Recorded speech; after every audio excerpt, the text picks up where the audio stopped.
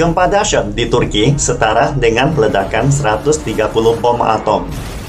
Gempa bumi berkekuatan magnitudo 7,8 melanda Turki yang berbatasan dengan Suriah setara dengan ledakan 130 bom atom telah menyebabkan puluhan ribu kematian. Mengenai bencana ini, Presiden Turki Erdogan dengan sedih mengatakan sulit untuk membuat persiapan menghindari bencana seperti itu. Gempa bumi ini sekali lagi membuktikan bahwa hanya negara manufaktur besar dan kuat dengan rantai industri lengkap yang dapat menangani berbagai bencana dan tantangan. Setelah gempa besar melanda Turki, meskipun pemerintah Turki telah mengirimkan pasukan besar untuk penyelamatan, termasuk masyarakat internasional yang juga memberikan banyak bahan bantuan dan beberapa tim penyelamat internasional. Namun, sangat disayangkan, ini sebenarnya hanyalah setetes air dengan efek yang sangat terbatas. Karena tim penyelamat internasional ini memang sangatlah profesional, namun mereka tidak dapat memainkan banyak peran di tempat kejadian. Alasannya sangat sederhana. Dalam menghadapi bencana yang begitu besar, baik itu tim penyelamat atau perbekalan bantuan, tantangan terbesarnya adalah bagaimana bisa paling cepat sampai ke tempat kejadian. Dalam hal ini membutuhkan kapasitas angkut yang sangat kuat, terutama kapasitas angkut udara. Berhubung lalu lintas darat di lokasi gempa telah terputus, pengiriman tim penyelamat, bahan bantuan, dan peralatan medis lainnya tidak dapat dikirimkan tanpa bantuan helikopter. Sangat disayangkan Turki tidak memiliki kemampuan seperti itu. Ini juga merupakan tantangan terbesar yang dihadapi oleh para korban setelah gempa. Mereka merasa diabaikan oleh pemerintah karena tidak ada yang datang untuk menyelamatkan mereka. Sekarang, konfigurasi tim penyelamat gempa, tugas berat terbaru, tidak hanya semua alat penyelamat harus memenuhi persyaratan modularisasi dan transportasi helikopter. Tetapi, tim penyelamat juga perlu memiliki sistem manajemen peralatan berbasis informasi yang dapat menemukan lokasi korban terdekat, sehingga alat penyelamat tugas besar dapat diangkut ke lokasi kejadian dengan helikopter. Tim penyelamat harus memiliki kemampuan komando, bekerja, pemeliharaan, dan dukungan material lainnya yang sepenuhnya independen, termasuk perawatan medis yang diperlukan dan kemampuan penyelamatan di area gempa. Jelas sangatlah sulit bagi tim penyelamat gempa untuk pergi ke Turki secara terorganisir.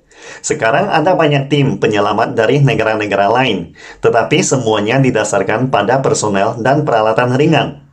Kemampuan penyelamatan dan profesionalisme mereka sudah pasti terjamin. Namun, mereka tetap harus mengandalkan dukungan logistik Turki ketika tiba di Turki, yang dengan sendirinya sama saja dengan menambah beban. Untuk memenangkan waktu penyelamatan emas 72 jam setelah gempa, hal yang paling meyakinkan adalah mengandalkan kekuatan penyelamat negara itu sendiri. Tetapi untuk negara kecil seperti Turki memang tidak mudah untuk membentuk pasukan penyelamatnya sendiri. Kali ini Presiden Erdogan mengakui banyaknya masalah seperti lambannya respon pemerintah dalam penanggulangan bencana. Tetapi beliau menjawab, tentu saja kami memiliki kekurangan, tetapi jelas kami tidak dapat melakukan persiapan menghindari bencana berskala besar seperti itu.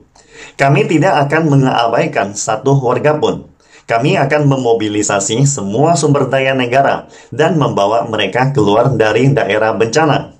Namun pernyataan Presiden Erdogan kali ini telah menimbulkan lebih banyak ketidakpuasan di kalangan masyarakatnya.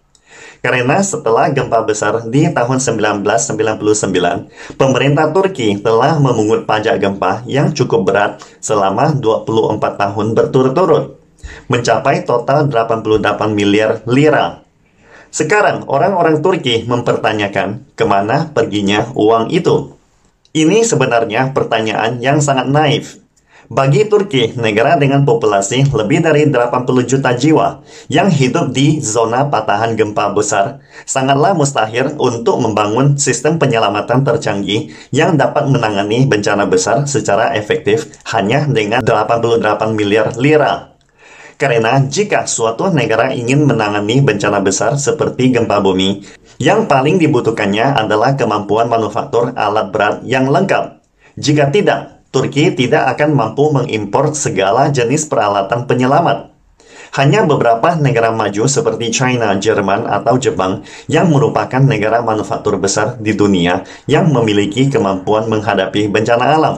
Oleh karena itu, sebagian negara kecil seperti Haiti atau negara kepulauan Pasifik lainnya akan jatuh ke dalam kekacauan besar dan tidak dapat melepaskan diri ketika menghadapi bencana besar. Atau banyak negara menengah lebih cenderung menjadi korban proses reshuffle politik. Berhubung mereka tidak dapat menanggulangi bencana alam, mereka hanya dapat mencari kambing hitam. Pada saat demikian, Paman Sam melihat alasan untuk campur tangan dalam politik negara tersebut, mengangkat topik seperti penanggulangan dan penyelamatan yang tidak memadai melalui media barat dan platform jejaring sosial, dan akhirnya menumbangkan pemimpin negara yang tidak mereka sukai. Tentu saja pemimpin baru yang diangkat Paman Sam dan baru berkuasa juga tidak mungkin menyelesaikan masalah tersebut. Yang bisa mereka lakukan hanyalah berdoa agar tidak terjadi bencana besar selama masa jabatannya. Pastikan Anda subscribe dan follow akun ini supaya senantiasa mendapatkan info terbaru tentang teknologi terkini AI berkaitan. Salam Indonesia Maju!